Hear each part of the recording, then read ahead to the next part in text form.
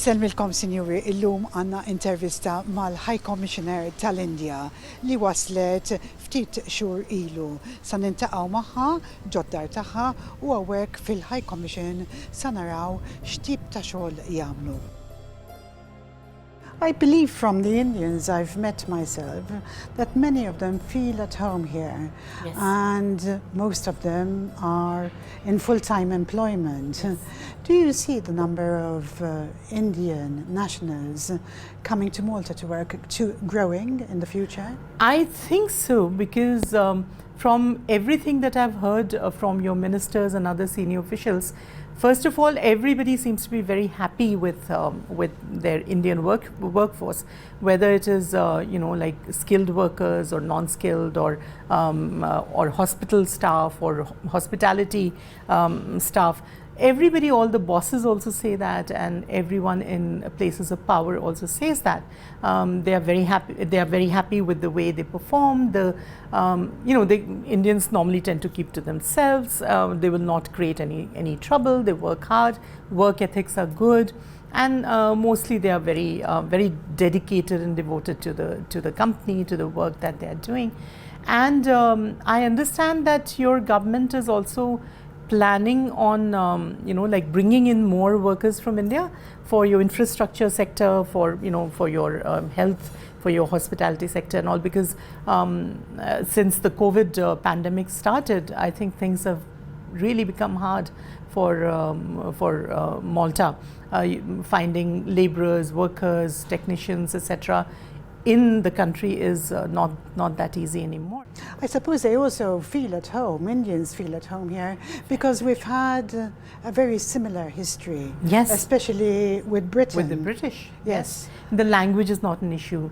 So, like in many other countries which are not English speaking, it's a little difficult. You have to learn the language first and then. But here they don't have that problem at all. So they feel at home. And plus, quite apart from these Indians who are coming here to work, as you probably know, a large number of Maltese couples are adopting children from India. 4 years ago, it was decided that we have enough bilateral relations going. We have a big enough Indian community now to actually open a mission here. So we are a very new mission. And a busy one, because a lot of settling down is also still happening. So, but quite apart from the administrative logistical aspects, we do find that we do have a lot of issues going on, all of them positive, thankfully. We have a lot of cooperation going on in the multilateral fora. On the bilateral front, a lot of visits in just 4 years, about 5 or 6 high-level visits have been exchanged. Your High Commissioner in India is also very active. So he's been, I think, doing a lot of work there. We try to do our best. We have good business going on between the two countries, considering the discrepancy in size. We have, we have more than $300 million worth of trade already happening. Indian companies are trying to come here to invest, particularly in the pharmaceutical sector. I believe that Maltese business people are also exploring opportunities under the Make in India concept that the Indian government has developed. So I think that there is no way for us but forward. We are very much on our way to increasing cooperation, enhancing bilateral relations on all fronts, political, consular, cultural. We are hoping that we'll be able to do more. We have a lot of things planned out this year.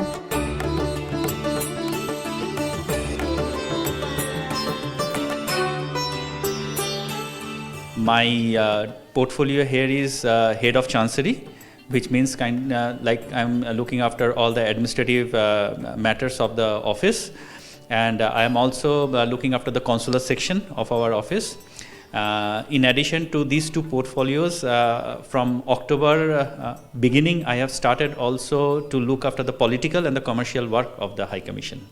So that is a lot, but it's both challenging and enjoyable at the same time. And under leadership of our beloved High Commissioner, Ms. Sangeeta Bahadur, we are also reaching out a lot to the Indian community here and getting good response from them.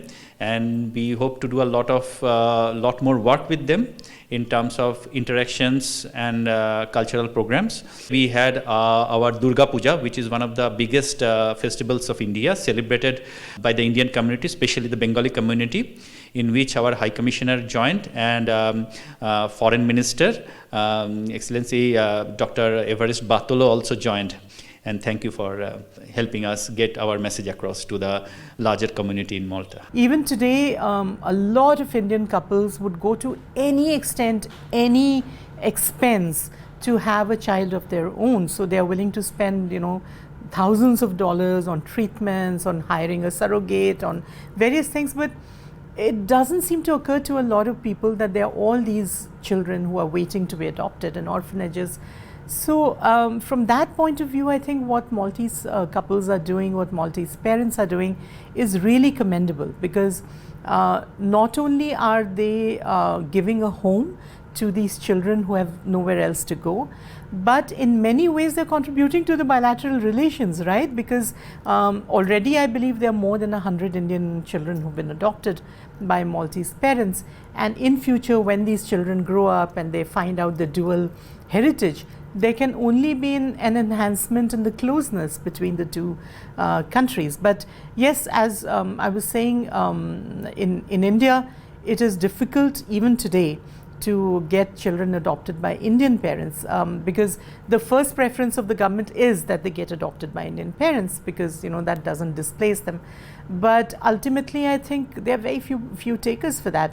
For boys, yes, maybe even despite all the resistance, if they're getting a boy child, they will still get it. But girls usually get a it's mindsets are changing. But if you have your own daughters, that's okay. But to go out and adopt a girl is still probably what only a very few handful of educated people with a social consciousness, awareness who would do that. Can I sort of understand that, the boy-girl ratio? Yeah. Is it to do with dowry, or is it to do with perhaps having a boy who can work for you? No, girls also work, but I think some of it is maybe because of this fear of where will we get the dowry money unless you are fairly rich, and secondly, I guess they feel that a girl is more of a responsibility, more of a, because her security, physical safety, everything you have to take care of. So these are probably things that are there somewhere inside the consciousness, but in general is just a social approach, preferring boys over girls. Slowly changing, as I said, especially in the cities where people are becoming far more, like I, for example, have 2 daughters and I'm perfectly happy with that. And there are a lot of people like that. Some of the stories I've heard about Maltese parents, about how they've adopted children with serious medical conditions, brought them over, got them treated. Those children would probably not have survived if they had not been adopted. Then there are these cases of people who already have their own children and yet they adopt, which is very amazing. admirable. Very admirable.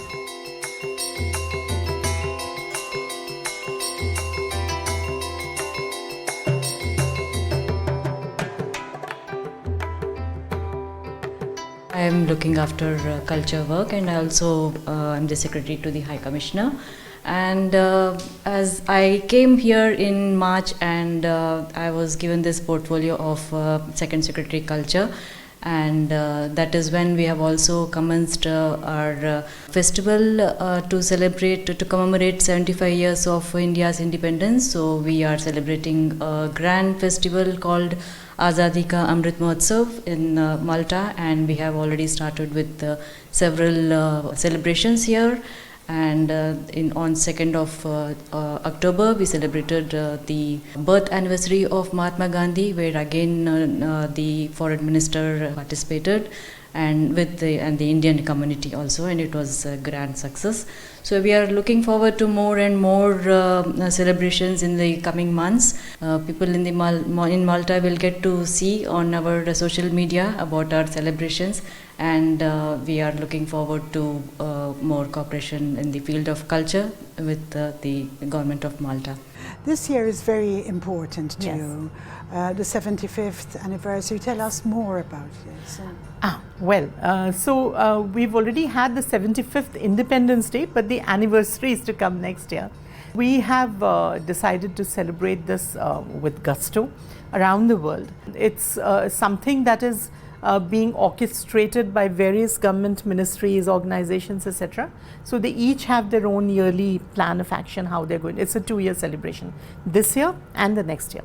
So we are trying to get the local governments on board. It's a joyous occasion for us, and we want to share that joy. Particularly countries like Malta would probably be far more involved with the celebrations. They'd probably feel a kind of resonance with our own, our own experience with these during these 75 years, where India has, from a country where most people were on the poverty line, and there was, a tremendous economic deprivation because of the British policies and everything.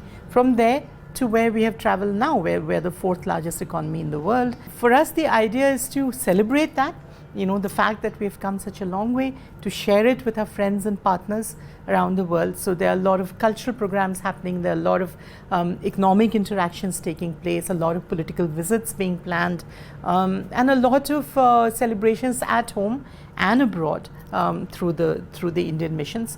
So we are already working with the Maltese authorities on various things on which we need their help, and I must say they have always been very, very generous and very supportive. So we hope that next year, when the Independence Day comes around, we'll have a really massive celebration. Hopefully the pandemic will be a thing of the past, and we'll all be able to get together and celebrate.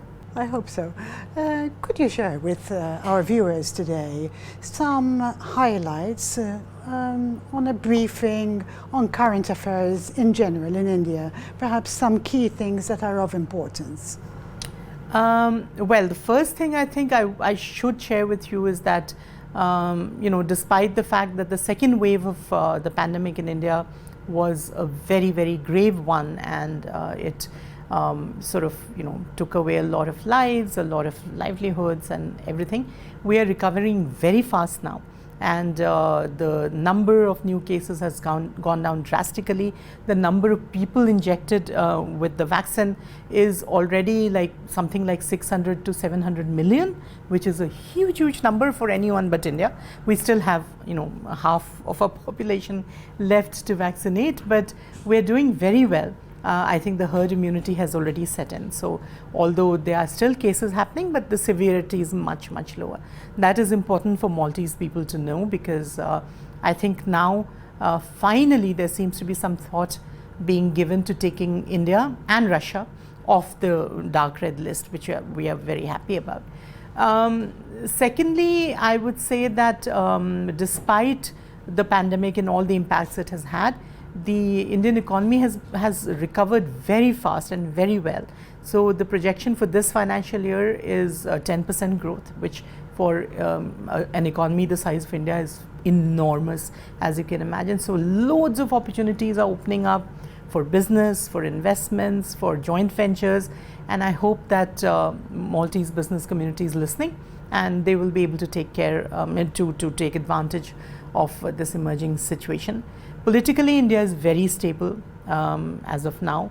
The government is still very popular. Mr. Narendra Modi is the most popular leader in the world, as per surveys conducted by all well-known international magazines and all that. So the government is stable. The situation had, apart from the pandemic, last year we had various confrontations with other countries like China and Pakistan, our neighbors basically, as I said. But all that has been taken care of, and we are entering a phase of relative calmness on our borders.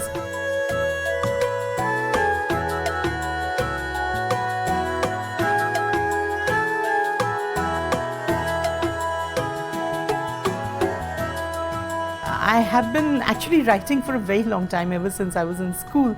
But I started with, romantic stories, very much in the Milson Boone kind of style. And I used to write in longhand, in notebooks.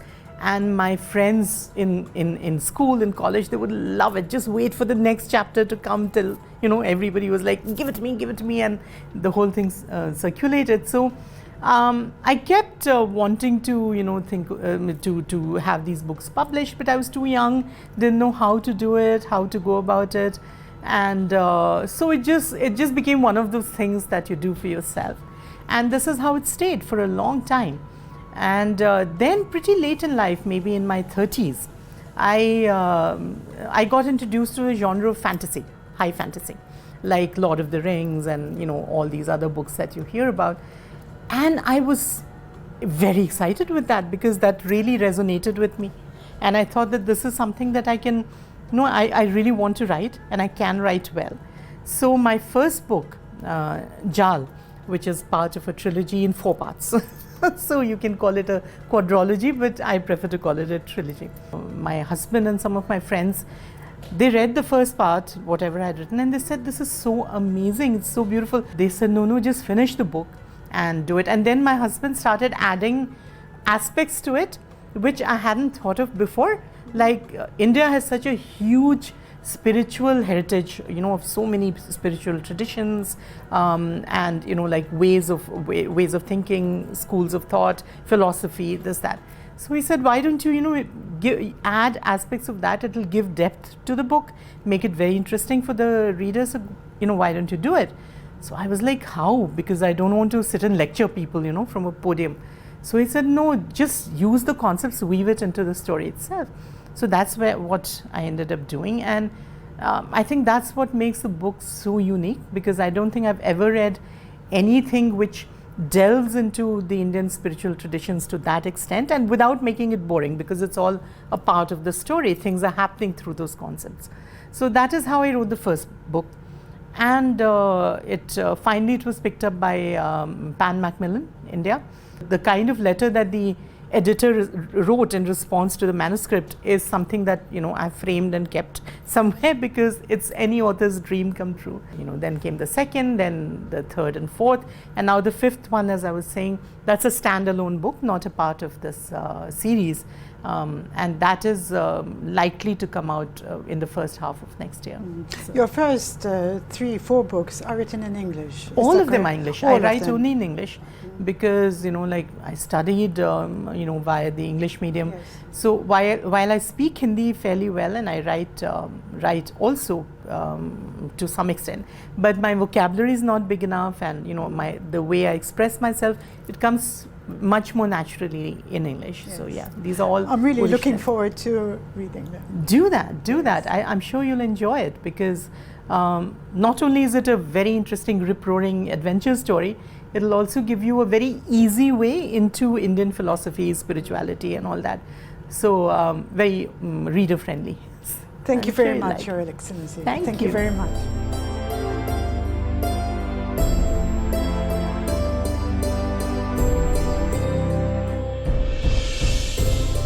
Ix-xandira illum saret mill-Kummissjoni Għolja tal-Indja li tinsab ġewwa Santa Venera u residenza tal-High Commissioner tal-Indja li għadha kif waslet għaw Malta. Nirringrazzjakom, Sinjuri, li segwejtu il-programm. Jekk għandkom xi kummenti, ibatuhom fuq in-numru li jidher fuq l-iskrin. Jiena Leja Hogg għal Net TV, insellmilkom.